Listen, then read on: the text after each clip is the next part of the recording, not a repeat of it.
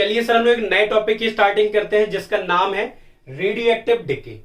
देखिए, radio active decay इस chapter का पार्ट नहीं है, ये एक चैप्टर से लिया गया पार्ट है जिस चैप्टर का नाम है रेडियो एक्टिविटी। तो सर बात आती है, फिर आप इस टॉपिक को इस चैप्टर में क्यों पढ़ रहे हैं? बेटा इस चैप्टर में इसलिए पढ़ रहे हैं क्योंकि इस टॉपिक का यूज आने वाले टॉपिकों में है, तो इसलिए हम लोग पहले ही जान लें कि रेडियो एक्टिव डिके क्या होता है। क्लियर है सर? अब बताइए किस चैप्टर से लिया गया? Radio activity. तो थोड़ा सा उसके बारे में भी जान लें। बेटा एक साइंटिस्ट थे जिनका नाम था हेनरी बैक्यूरेल। उन्होंने रेडियो एक्टिविटी की डिस्कवरी की थी। किसकी सर? रेडियो एक्टिविटी की डिस्कवरी। उन्होंने बोला कि कुछ एलिमेंट ऐसे होते हैं जिनसे परमानेंट कुछ ना कुछ रेज निकलती रहती है या कुछ ना कुछ रेडिएशन निकलता रहता है। ऐसे एलिमेंट को उन्होंने नाम दिया रेडियो एक्टिव एलिमेंट।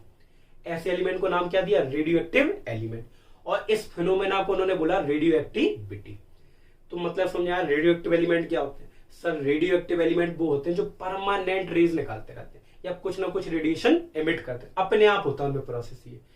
अब बात आती है सर, ये अपने आप उनमें रेडिएशन क्यों निकलती है? क्योंकि एलिमेंट के अंदर जो न्यूक्लियस होता है ना, उनका डिके होता है। सर क्या होता है? Radio active decay. जरा ध्यान से देखना सर, जो रेडियो एक्टिव एलिमेंट होंगे ना, उनके अंदर एटम भी होगा सर, बिल्कुल, उनके अंदर न्यूक्लियस भी होगा।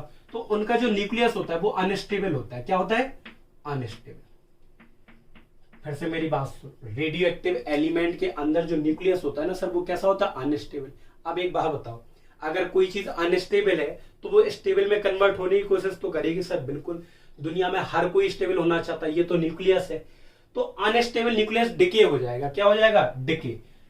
किसमें? स्टेबल न्यूक्लियस में। अनस्टेबल न्यूक्लियस स्टेबल न्यूक्लियस में क्या हो जाएगा? डिके हो जाएगा। क्या देखिए, कन्वर्ट हो जाएगा। और जब अनस्टेबल न्यूक्लियस स्टेबल न्यूक्लियस में डिके होगा या कन्वर्ट होगा, तो इस दौरान कई सारी रेस निकलती हैं। उन रेस को अल्फा रेस, बीटा रेस या गामा रेस हम लोग नाम बोलते हैं। क्लियर है? या इन्हीं को हम रेडियो एक्टिव रेस भी बोलते हैं। आगे नहीं आ गया? बताइए क्या सर, रेडियो एक्टिव एलिमेंट का जो न्यूक्लियस होता है वो अनस्टेबल होता है और वो अपने आप डिके हो जाता है। किसमें कन्वर्ट हो जाता है? स्टेबल न्यूक्लियस में। और इस दौरान कई सारी रेस निकलती हैं, उनको रेडियो एक्टिव रेस बोलते हैं। और रेडियो एक्टिव रेस 3 टाइप की होती है, अल्फा रेस, बीटा रेस और गामा रेस। क्लियर है? चलिए, इनको ऑब्जर्व कैसे किया गया सर? 3 टाइप की रेस होती है, वो अभी हम लोग जान लेंगे। तो सर इसकी डेफिनेशन तो समझ में आ गई आपको। रेडियो एक्टिव डिके क्या होता है? सर ये प्रोसेस अपने आप होती है। It is a spontaneous decay. किसका सर? अनस्टेबल न्यूक्लियस का। It is a spontaneous decay of unstable nucleus. किसमें हो जाता है बताओ sir? Into stable nucleus. Unstable nucleus का स्टेबल न्यूक्लियस में डिके होना ही क्या कहलाता है? Radio active decay. और इस दौरान रेडियो एक्टिव रेज निकलती हैं और रेडियो एक्टिव रेज 3 टाइप की होती है, अल्फा रेज, बीटा रेज और गामा रेज। क्लियर है सर? बिल्कुल। एक एग्जाम्पल ले लो सर, एक रेडियो एक्टिव एलिमेंट होता है यूरेनियम, जो सबसे ज्यादा फेमस है, 235। जब ये एलिमेंट कैसा है सर? अनस्टेबल है, तो ये क्या होना चाहेगा? स्टेबल। ये तब तक अपने इसका न्यूक्लियस तब तक कन्वर्ट होता रहेगा जब तक कि ये स्टेबल में कन्वर्ट ना हो जाए। तो ये सर कन्वर्ट हो जाता है लेड में, 82 लेड 206। और ये सर कैसा है? स्टेबल। सर एक बात पूछे हम आपसे, बिल्कुल, ये कैसा है? Radio active. ये कैसा है? Non radio active. मतलब radio active element non radio active element के बनने की कोशिश करता है और इस दौरान कई सारे रेस को इमिट करता है। क्लियर है सर? बिल्कुल।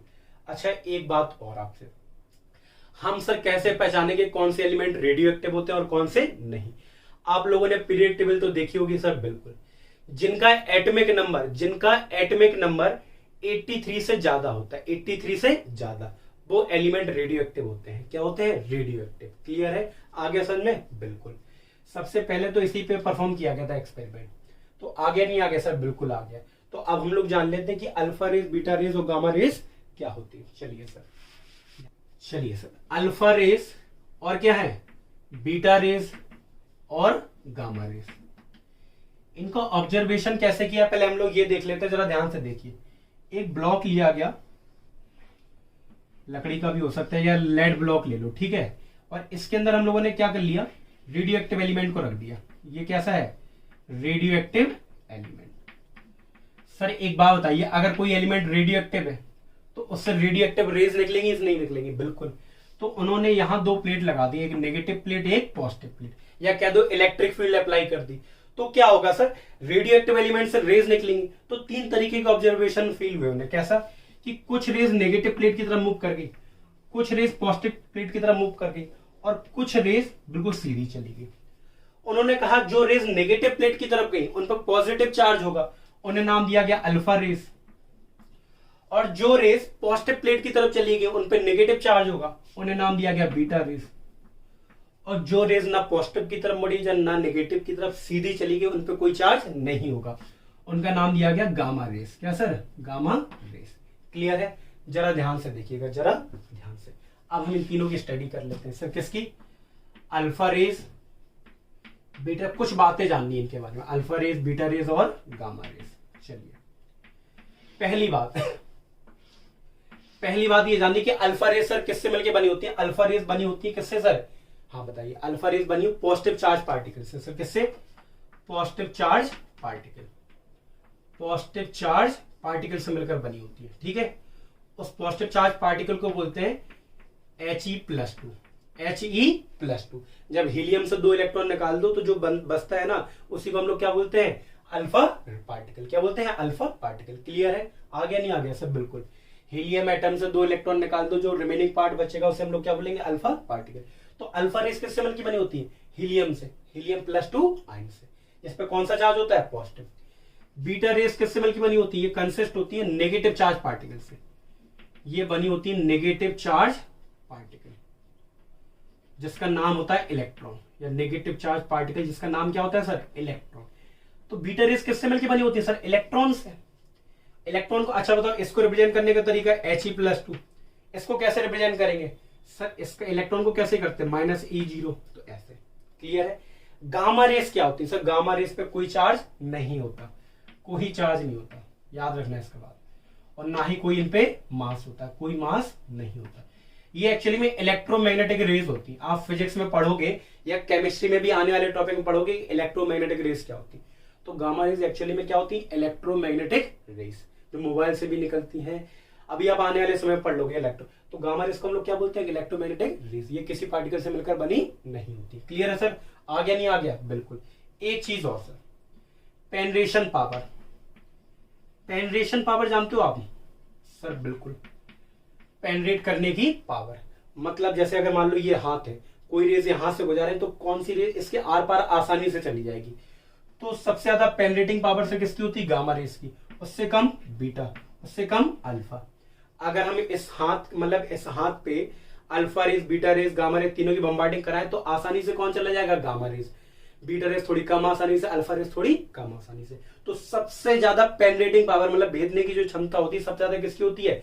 गामा रेज की, फिर बीटा रेज, फिर अल्फा रेज। क्लियर है? तो इस बात को आप याद रखना कि जो अल्फा रेज है वो उस पर कौन सा चार्ज होता है? पॉजिटिव। और अल्फा रेज को रिप्रेजेंट करने का तरीका He+2। आ गया नहीं आ गया सर? बिल्कुल आ गया।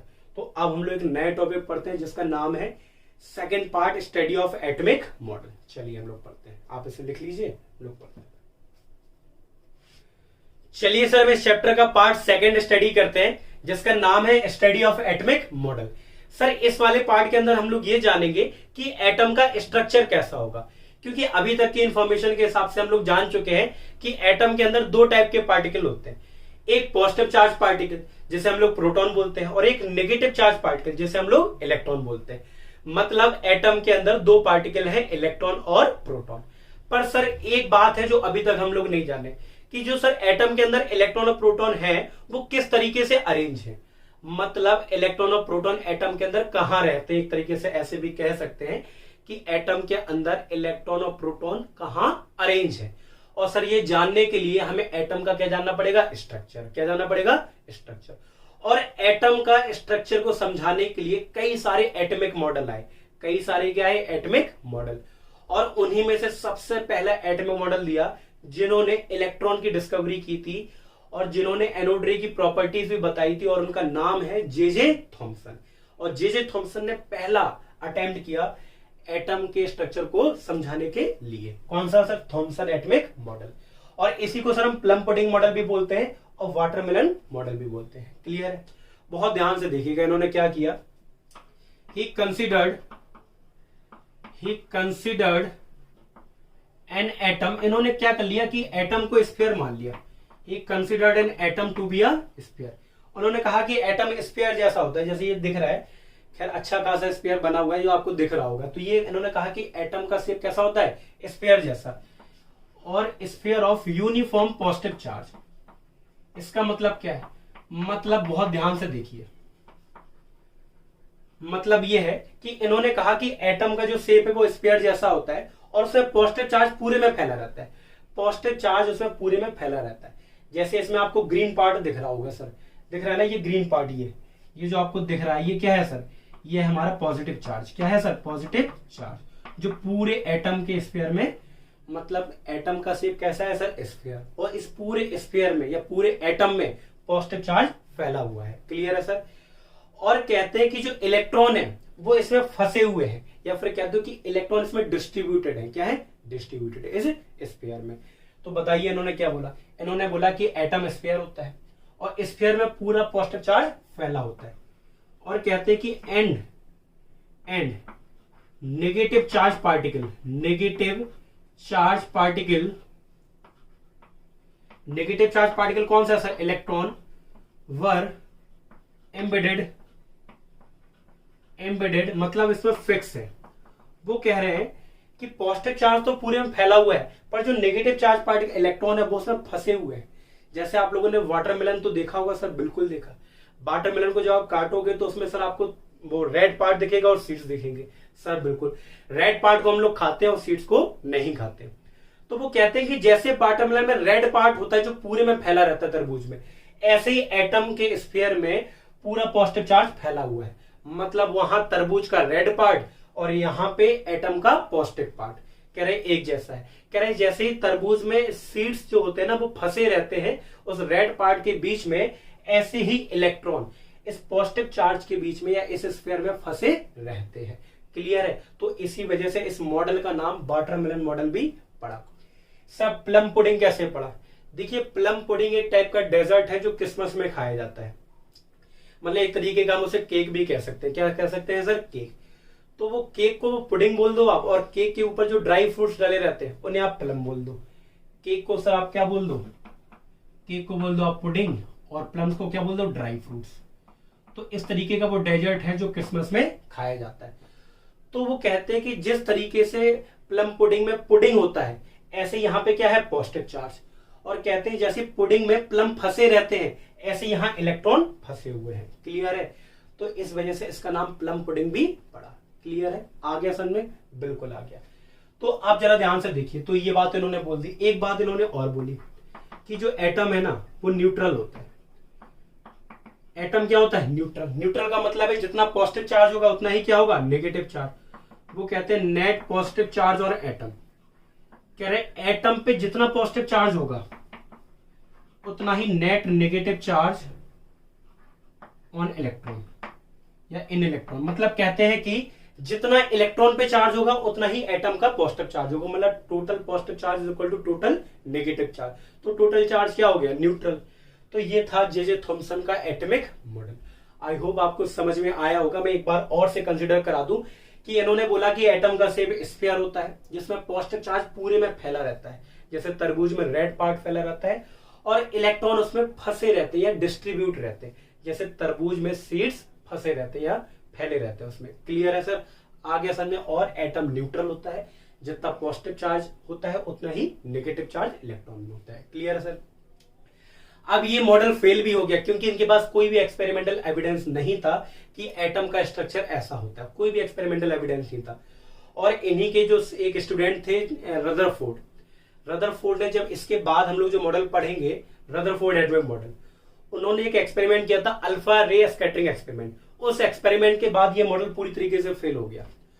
उस एक्सपेरिमेंट से ये बात साबित हुई थी कि एटम के अंदर आधे से ज्यादा पार्ट खाली है।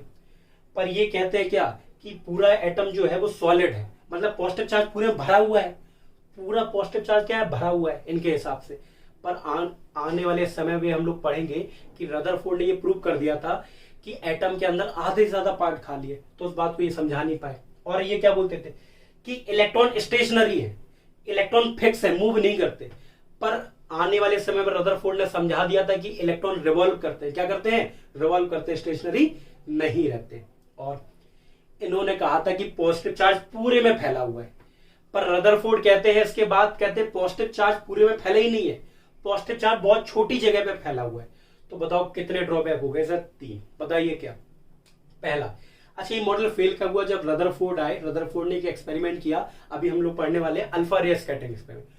उस एक्सपेरिमेंट के बाद ये मॉडल पूरी तरीके से फेल हो गया। पहला पॉइंट ये था कि ये कहते थे पॉजिटिव चार्ज पूरे में फैला हुआ है।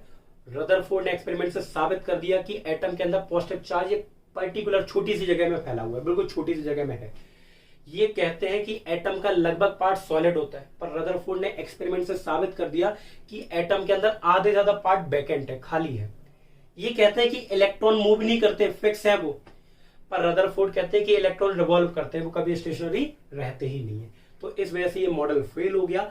अब हम लोग सर पढ़ेंगे क्या, रदरफोर्ड का एटॉमिक मॉडल। और रदरफोर्ड ने एटॉमिक मॉडल देने से पहले एक एक्सपेरिमेंट किया है जिसका नाम है रदरफोर्ड अल्फा रे स्कैटरिंग एक्सपेरिमेंट, उसको पढ़ते हैं हम लोग। आई होप आपको समझ में आया होगा। अब हम लोग रदरफोर्ड का एक्सपेरिमेंट पढ़ते हैं।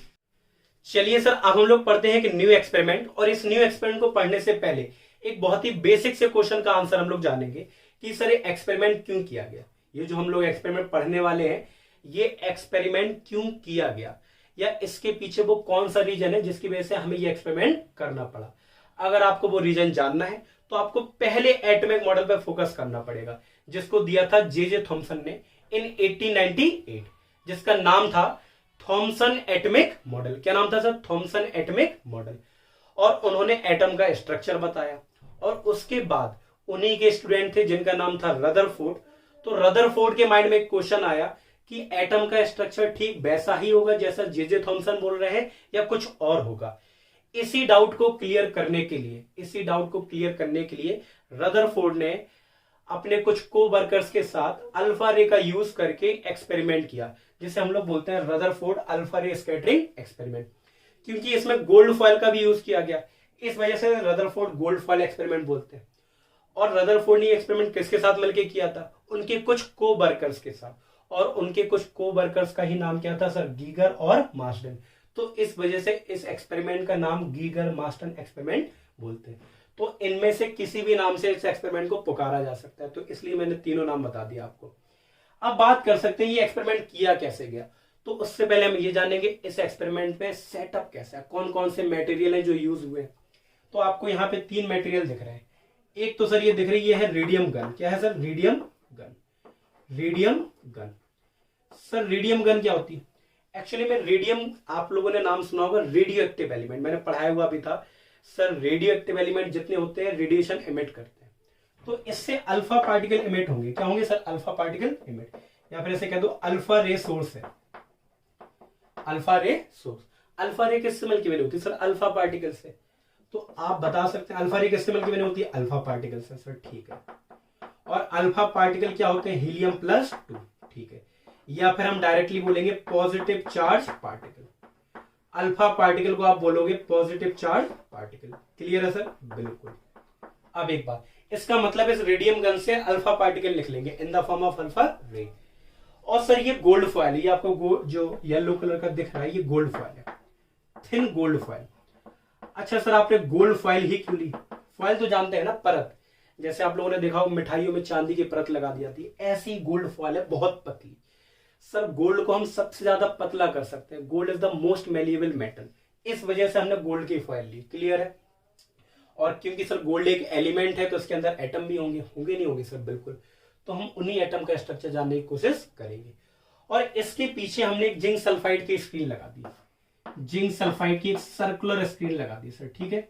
अच्छा, जिंक सल्फाइड तो आप सभी को पता है सर, फ्लोरोसेंट मटेरियल है।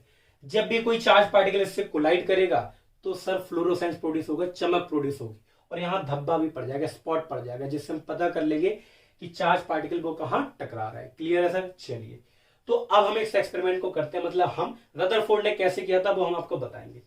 उन्होंने क्या किया, इस अल्फा रे सोर्स से, रेडियम गन से अल्फा पार्टिकल को इमिट किया। ठीक है। तो इससे कई सारे अल्फा पार्टिकल उन्होंने इमिट किए। क्लियर है। तो हुआ क्या, 3 तरीके के ऑब्जर्वेशन इस एक्सपेरिमेंट को उन्हें मिले।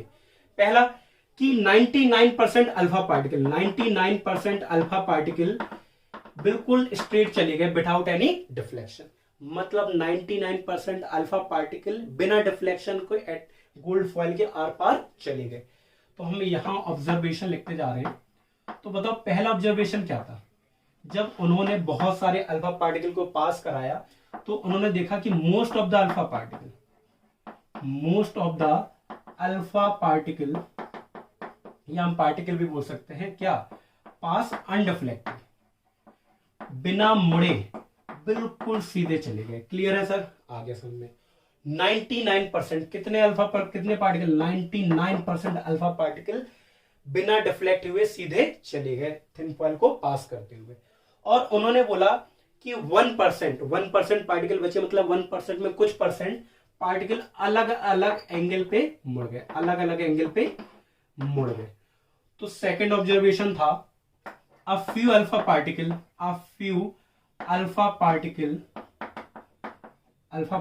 deflected, कुछ अल्फा पार्टिकल डिफ्लेक्टेड हो गए एट सम एंगल्स। क्लियर है सर? बिल्कुल, कुछ अल्फा पार्टिकल ही डिफ्लेक्ट हुए, इस बात को याद रखना। और 1% से भी कम, मतलब 0.1% कह दो या 0.01% या कह दो 20,000 अल्फा पार्टिकल में से एक अल्फा पार्टिकल जैसे गया था और जैसे मान लो इस तरफ से गया तो और इसी से वापस आ गया, टकरा के सीधे वापस आ गया। क्लियर है? तो सर तीसरा ऑब्जर्वेशन था a very few alpha particle. Very few का मतलब a very few alpha particle, मतलब 1 आउट ऑफ 20,000, मतलब 20,000 में से एक अल्फा पार्टिकल क्या डिफ्लेक्टेड एट 180 डिग्री, मतलब जैसा गया और वैसी 180 डिग्री के एंगल पे क्या आ गया, वापस आ गया। सर आ गया समझे? बिल्कुल। तो सर 3 तरीके के ऑब्जर्वेशन हमें मिले जब हमने बहुत सारे अल्फा पार्टिकल को गोल्ड की थिन फॉइल से पास कराया। तो 99% अल्फा पार्टिकल कैसे चले गए? बिना डिफ्लेक्ट किए हुए सीधे चले गए और जिंक सल्फाइड स्क्रीन पे टकरा गए। तो हमें पता चल गया कि जिंक सल्फाइड स्क्रीन में आधे से ज्यादा पार्टिकल सीधे आ रहे हैं। बिल्कुल ठीक है। और 1% से भी 1% में कुछ पार्टिकल अलग अलग एंगल पे डिफ्लेक्ट हो गए और उनमें से 0.01% पार्टिकल जैसे गए थे वैसे टकरा के 180 डिग्री के एंगल में वापस आ गए। तो इस तरीके का उन्होंने एक्सपेरिमेंट किया और फिर सर इस एक्सपेरिमेंट का उन्होंने क्या निकाला? कंक्लूजन। क्या निकाला? कंक्लूजन। ठीक है सर? बिल्कुल। देखिए इस एक्सपेरिमेंट का इन्होंने फिर क्या निकाला? कंक्लूजन, कि इसका मतलब क्या होगा जो इन्होंने किया है। जरा ध्यान से देखिए। पहला, इन्होंने बोला कि ज्यादा से ज्यादा अल्फा पार्टिकल अनडिफ्लेक्टेड है, मतलब मुड़े नहीं है।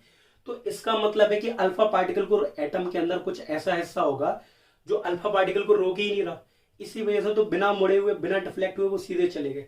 इसका मतलब है एटम के अंदर आधे से ज्यादा पार्ट कैसा है सर? खाली। आधे से ज्यादा पार्ट कैसा है? खाली। तो पहले पॉइंट का मतलब निकाला गया, most of the part of the atom is vacant. वो कह रहे हैं कि एटम के अंदर आधे से ज्यादा पार्ट खाली है, क्योंकि आधे से 99% बेटा बहुत होता है। 99% अल्फा पार्टिकल सीधे चले गए। अब सुनना, कह रहे हैं कुछ अल्फा पार्टिकल अलग अलग एंगल पे मुड़ गए, कुछ 1% से भी कम। तो एक बात बताओ, अल्फा पार्टिकल पे कौन सा चार्ज था? पॉजिटिव। तो पॉजिटिव को डिफ्लेक्ट करने वाला भी कौन होगा सर? पॉजिटिव ही होगा। मतलब एटम के अंदर कहीं ना कहीं पॉजिटिव चार्ज होगा, क्योंकि जैसे अल्फा पार्टिकल जाएंगे वो भी पॉजिटिव चार्ज और एटम के अंदर भी एक पॉजिटिव चार्ज, तो वो थोड़ा रिपल्सन फील करेंगे, रिपल्सन की वजह से वो डिफ्लेक्ट हो जाएगा। तो वो कह रहे हैं कि देयर मस्ट बी एटम के अंदर भी कहीं ना कहीं some positive charge in atom के अंदर भी कहीं ना कहीं पॉजिटिव चार्ज होगा, जिस पॉजिटिव चार्ज की रिपल्सन की वजह से अल्फा पार्टिकल डिफ्लेक्ट हो गए। क्या हो गया? डिफ्लेक्ट। अभी हम स्ट्रक्चर को समझा के भी बताएंगे आपको। और सुनो, और वो कह रहे हैं कि कुछ अल्फा पार्टिकल, कुछ मतलब 20,000 में से एक डिफ्लेक्टेड हो रहा है 180 डिग्री में। मतलब वो कह रहे हैं कि इसका मतलब एटम के अंदर पॉजिटिव चार्ज बहुत ही छोटी जगह है, बहुत ही छोटी जगह। तो वो कह रहे हैं कि positive charge sphere, small positive charge sphere is present. Positive charge sphere is present in atom. आप कह सकते हो इसको कि एटम के अंदर कहीं ना कहीं पॉजिटिव चार्ज का स्फीयर है जो कि बहुत छोटा है, और उसी को इन्होंने नाम दे दिया, दिस वाज नेम्ड एज, इन्होंने उसका नाम दे दिया न्यूक्लियस। क्या नाम दे दिया सर? न्यूक्लियस। क्लियर है? तो सर ऑब्जर्वेशन जरा ध्यान से देखिए, इसको हम लोग स्ट्रक्चर से भी समझते हैं। किससे? स्ट्रक्चर से। जरा ध्यान से सर कैसे? वो कह रहा है कि एटम का स्ट्रक्चर मान लो ऐसा होगा, और एटम के अंदर कहीं ना कहीं पॉजिटिव चार्ज है, बहुत छोटी जगह में है। ठीक है, वो कह रहा है कि ज्यादातर अल्फा पार्टिकल कैसे जा रहे हैं? सीधे जा रहे हैं, बिना डिफ्लेक्ट किए हुए। बिल्कुल जा रहे होंगे, क्योंकि आधे ज्यादा पार्ट एटम का कैसा होगा? Back and. और कह रहे हैं कुछ अल्फा पार्टिकल डिफ्लेक्ट हो रहे हैं, बिल्कुल होंगे। वो कह रहे हैं जो अल्फा पार्टिकल इसके सरफेस जैसे इसके पास आएंगे तो वो डिफ्लेक्ट हो गए होंगे, जैसे ये आए तो डिफ्लेक्ट हो गया। तो जैसे उसके करीब जो उस पॉजिटिव चार्ज स्फीयर के करीब से निकले होंगे जो अल्फा पार्टिकल, वो डिफ्लेक्टेड हो गए अलग अलग एंगल पे। और जो अल्फा पार्टिकल सीधे उससे टकराया होगा, सीधे, तो वो जैसे गया होगा वैसे ही क्या आ जाएगा? वापस। क्लियर है? आ गया समझ में? तो इस तरीके का उन्होंने एटम का क्या बताया? से। तो एटम के अंदर पॉजिटिव चार्ज स्फीयर तो है, पर वो बहुत छोटी जगह है। और एक बात रखना, उन्होंने ये भी बताया कि एटम के अंदर इलेक्ट्रॉन भी होते हैं जो पॉजिटिव चार्ज के चारों तरफ घूमते हैं। तो अब बच्चों के माइंड में क्वेश्चन आता है, सर इलेक्ट्रॉन अगर एटम के अंदर है, देखो रदरफोर्ड ने बाद में ये बताया कि एटम के सेंटर पे पॉजिटिव चार्ज स्फीयर है और उसके चारों ओर इलेक्ट्रॉन घूमते हैं। तो अब बच्चों के माइंड में क्वेश्चन आ जाएगा कि सर इलेक्ट्रॉन ने अल्फा पार्टिकल को रोका क्यों नहीं, या उससे कुछ अट्रैक्ट क्यों नहीं किया? बेटा अल्फा पार्टिकल बहुत बड़ा होता है, बहुत बड़ा साइज होता है। इलेक्ट्रॉन इतना मतलब इतना छोटा साइज होता है कि आप इमेजिन नहीं कर सकते। वही आप ऐसा समझ लो कि चींटी और आप रोक सकते हो चींटी, मतलब चींटी आपको रोक सकती? सर बिल्कुल नहीं रोक सकती। तो इलेक्ट्रॉन भी अल्फा पार्टिकल का कुछ नहीं कर सकते। क्लियर है सर? चलिए, तो ये क्या था? ऑब्जर्वेशन और कंक्लूजन। अब इसके बाद सर रदरफोर्ड ने, किसने? रदरफोर्ड ने अपना एक एटॉमिक मॉडल दिया। चलिए अब सर हम लोग पढ़ने वाले हैं, रदरफोर्ड ने एक्सपेरिमेंट किया, और इस एक्सपेरिमेंट के बाद ये तो साबित हो गया कि जो जे थॉमसन कह रहे थे कि एटम का स्ट्रक्चर, एटम के अंदर पॉजिटिव चार्ज पूरे में फैला है, वो तो बात ही गलत होगी। हमें साबित हो गया एटम के अंदर आधे ज्यादा पार्ट खाली है। वो कह रहे थे इलेक्ट्रॉन फंसे हुए हैं, वो रदरफोर्ड कहते हैं कि इलेक्ट्रॉन घूमते हैं इलेक्ट्रॉन के चारों तरफ। तो जब इन्होंने ये एक्सपेरिमेंट किया तो इनके डाउट क्लियर हो गए कि जो उनके सर बोल रहे थे जे थॉमसन, वो उनका एटॉमिक मॉडल गलत है। और फिर इन्होंने, रदरफोर्ड ने एटम का एक नया मॉडल दिया, जिसको, उसी मॉडल को हम लोग बोलते हैं रदरफोर्ड एटॉमिक मॉडल। अच्छा, अगर आपसे कोई पूछे कि न्यूक्लियस की डिस्कवरी किसने की, तो रदरफोर्ड ने ही की। क्लियर है सर? अच्छा, इन्होंने बोला कि जो एटम होता है, बहुत ध्यान से देखिएगा, क्या कुछ इंपॉर्टेंट पॉइंट पढ़ेंगे हम लोग, कि सर जो एटम होता है, सर ठीक है, वो दो पार्ट से मिलकर बना है। सर कितने पार्ट से? दो पार्ट से। एक न्यूक्लियर पार्ट, क्या सर? न्यूक्लियर पार्ट, ठीक है। और वो कहते हैं कि जो दूसरा पार्ट है वो एक्स्ट्रा न्यूक्लियर पार्ट है, एक्स्ट्रा न्यूक्लियर पार्ट। जरा ध्यान से देखना, वो कहते हैं कि एटम दो पार्ट से मिलकर बना है। स्ट्रक्चर तो आप देख ही चुके हैं सर, बिल्कुल। तो कहते हैं कि एटम दो पार्ट से मिलकर बना है, न्यूक्लियर पार्ट और एक्स्ट्रा न्यूक्लियर पार्ट। कह रहे हैं न्यूक्लियर पार्ट में न्यूक्लियस प्रेजेंट रहता है। क्या रहता है? Nucleus is present, nucleus is present in the centre of atom. Atom के लगभग सेंटर में क्या होता है? प्रेजेंट होता है। ठीक है, न्यूक्लियस कहां प्रेजेंट रहता है? न्यूक्लियर पार्ट में। मतलब जो न्यूक्लियर पार्ट है उसमें क्या रहता है? न्यूक्लियस प्रेजेंट रहता है एटम के सेंटर में। क्लियर है? बिल्कुल सर। और एक्स्ट्रा न्यूक्लियर पार्ट क्या होता है? एक्स्ट्रा न्यूक्लियर पार्ट वो होता है जिसमें इलेक्ट्रॉन प्रेजेंट रहते हैं। और इलेक्ट्रॉन क्या रहते हैं? एक्स्ट्रा न्यूक्लियर पार्ट में क्या रहते हैं सर? Electron is present. इसको हम इलेक्ट्रॉन से रिप्रेजेंट कर सकते हैं सर, ठीक है, इलेक्ट्रॉन इज प्रेजेंट। और इलेक्ट्रॉन न्यूक्लियस के चारों ओर रिवॉल्व करते रहते हैं, एंड रिवॉल्व अराउंड द क्या? Around the nucleus, revolve around the nucleus in a circular path, in a circular path। मतलब इनका कहना था कि एटम का स्ट्रक्चर अगर हम कहते तो ऐसा होगा कि ये पॉजिटिव चार्ज न्यूक्लियस है और इसके चारों ओर इलेक्ट्रॉन घूम रहे होंगे। इसके चारों ओर क्या घूम रहे होंगे? इलेक्ट्रॉन, एक सर्कुलर पाथ में। ऐसा रदरफोर्ड ने बोला। और एक बात बोली, क्या सर? कि कह रहे हैं कि न्यूक्लियस में पॉजिटिव चार्ज प्रेजेंट होता है। Nucleus is positively charge. Nucleus कौन सा होता है? Positively charge. सर बिल्कुल। न्यूक्लियस कैसा होता है? Positively charge. क्यों? क्योंकि due to the presence of proton in it. बहुत ध्यान से सुन। उनका कहने का मतलब था कि पहली बात बोली कि न्यूक्लियस सेंटर प्रेजेंट होता है और इलेक्ट्रॉन्स के चारों ओर घूमते रहते हैं। इस वाले पार्ट को हम एक्स्ट्रा न्यूक्लियर पार्ट बोलते हैं और इस वाले पार्ट को न्यूक्लियर पार्ट बोलते हैं। और कह रहे हैं न्यूक्लियस में पॉजिटिव चार्ज है। क्यों? क्योंकि न्यूक्लियस के अंदर प्रोटॉन प्रेजेंट है और प्रोटॉन की वजह से ही न्यूक्लियस का चार्ज कैसा है? पॉजिटिव। कैसा है? पॉजिटिव। और एक बात हम और बोले जो हम लिखेंगे नहीं, कि एटम का जो मास होता है ना पूरा, वो पूरा का पूरा इस न्यूक्लियस में ही भरा होता है। मतलब एटम का मास एक छोटी सी जगह में पूरा कंसंट्रेटेड है। Whole mass of the atom is concentrated in the nucleus. मतलब जो रिमेनिंग पार्ट है वो खाली, उसमें कुछ नहीं भरा। मतलब एटम का जो पूरा मास है वो लगभग न्यूक्लियस के अंदर ही भरा है। और एक बात और सर बताइए क्या? एक बात ये है कि जो एटम का साइज है, एटम का साइज है, साइज ऑफ एटम इस 10 की power 5 times the size of nucleus. वो कह रहे हैं कि जो एटम का साइज है वो बेटा बहुत छोटा है, सॉरी न्यूक्लियस का साइज वो बहुत छोटा है एटम के कंपैरिजन में। जैसे आप कभी एक ग्राउंड में जाओ और उस ग्राउंड में फुटबॉल रखी हो और वो पूरा ग्राउंड, फुटबॉल आप न्यूक्लियस मान लो और जो पूरा ग्राउंड है वो एटम मान लो, तो एक बात बताओ ग्राउंड बड़ा है या फुटबॉल बड़ी? सर कैसी बात कर रहे हो? सभी को पता है कि फुटबॉल बहुत छोटी है और ग्राउंड बहुत बड़ा है, तो फुटबॉल तो उसके कंपैरिजन बहुत ही कम है। ऐसे ही एटम के अंदर न्यूक्लियस होता है फुटबॉल और ग्राउंड होता है हमारा एटम। एटम का साइज बहुत बड़ा होता है, 1,00,000 गुना बड़ा होता है किसके? न्यूक्लियस के साइज से। क्लियर है? आ गया। और अगर हम एटम के वॉल्यूम की बात करें तो 10 की पावर कितना सर? 15 टाइम्स होता है। 10 की power 15 times the volume of nucleus. आ गया नहीं आ गया समझे? सर बिल्कुल आ गया। और एक बात और कि जो इलेक्ट्रॉन नेगेटिव चार्ज है और न्यूक्लियस कौन सा चार्ज है? पॉजिटिव, तो इनके बीच में एक इलेक्ट्रोस्टैटिक फोर्स लगता है। तो कहते हैं वो there is a electrostatic force present, there is a electrostatic force present between electron and nucleus. Nucleus कैसा है? Positively charge. क्लियर है? आगे नहीं आ गया सर? बिल्कुल। तो कहते हैं कि न्यूक्लियस और इलेक्ट्रॉन के बीच में पॉजिटिवली चार्ज क्या है?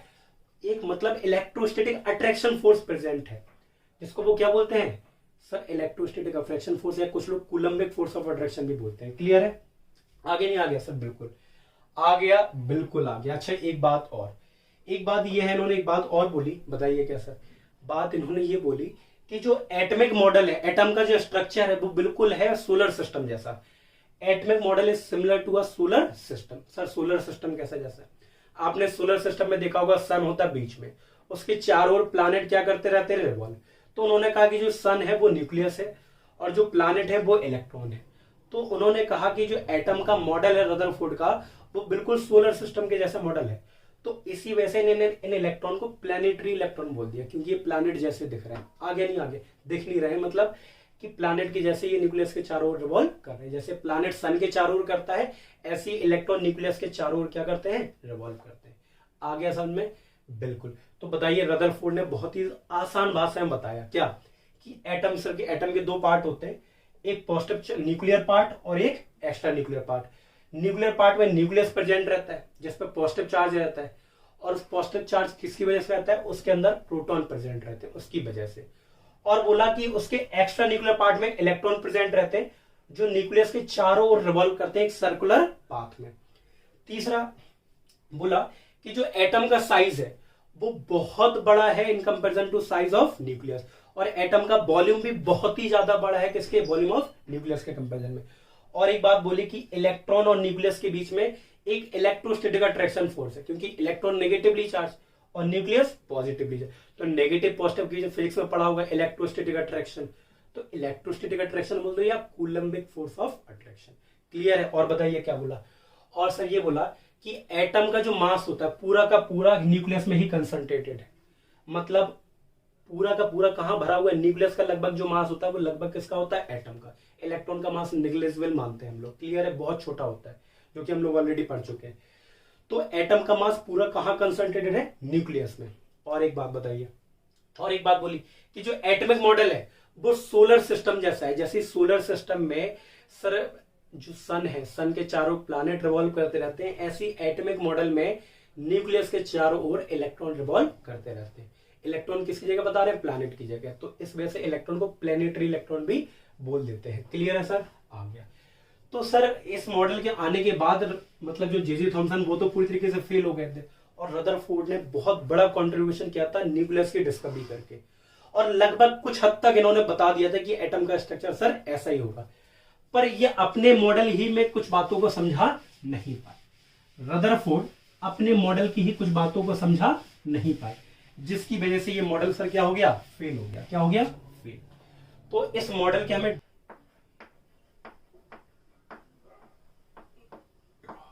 Drawback of Rutherford atomic.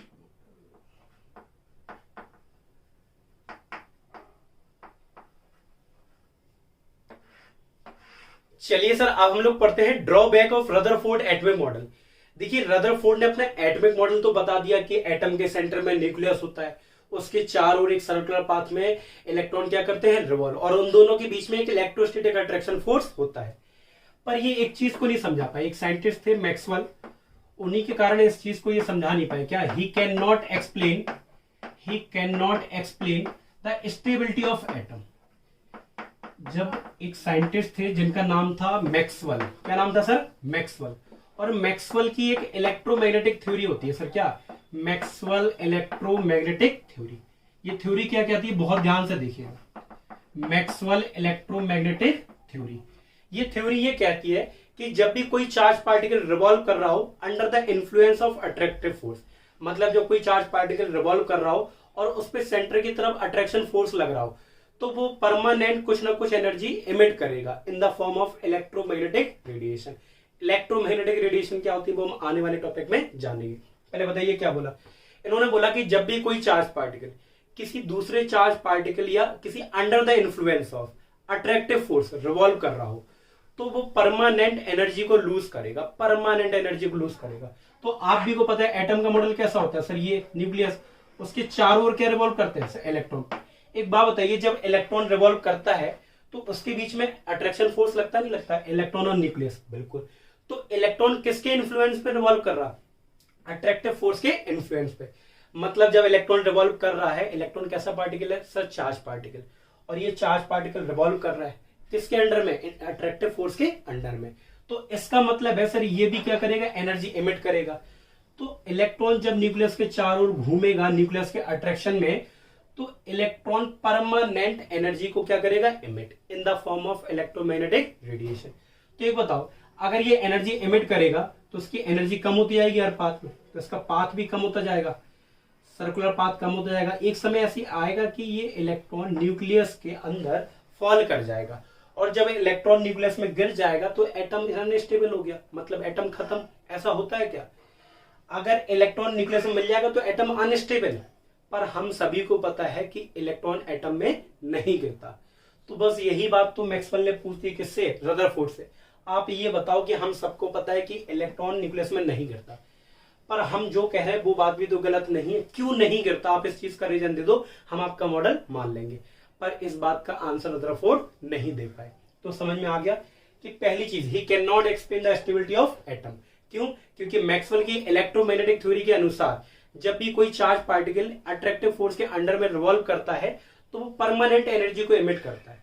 तो ऐसे ही इलेक्ट्रॉनिक चार्ज पार्टिकल रिवॉल्व कर रहा है न्यूक्लियस के अट्रैक्शन फोर्स में, तो इलेक्ट्रॉन परमानेंट एनर्जी को इमिट करेगा। हर राउंड में उसकी एनर्जी कम होगी, उसका पाथ छोटा हो जाएगा, और एक स्पाइरल पाथ को फॉलो करते करते करते करते न्यूक्लियस में फॉल हो जाना चाहिए।